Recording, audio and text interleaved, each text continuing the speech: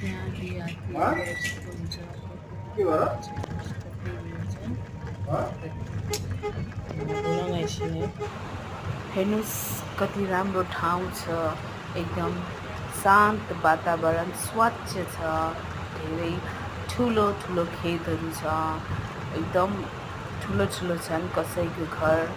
ठुलो ठुलो छ भने कसैको सानो सानो छ कसैको भर्खर बनाउँदैछ कसैको एकदम बनाएर रेडी भइसकेको छ हेर्नुस् कसैले सिरुको बार्ने बनाएछ गेट बनाएछ कसैको यति धेरै पर्खाल लाएर बनाएछ आफू जसरी भए पनि आफ्नो घरलाई सेफ्टी गर्नु त हो त्यही भएर उहाँहरूले सक्नेले सिमेन्टको पक्की वाल बनाएछ त कसैले सिरुको जो घाँस हुन्छ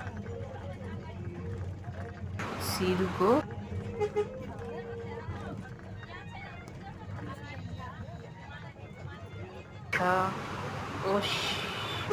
घर छ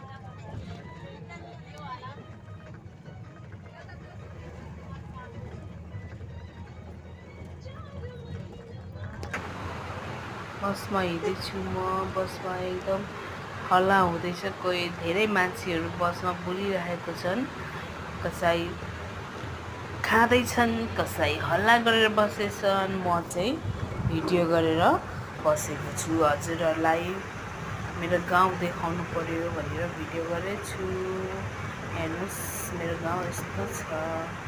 जहाँ हरियो हरियो रुख छ हरियो छ वातावरण स्वच्छ छ सुन्दर छ रमाइलो छ मेरो गाउँ हेर्नुस्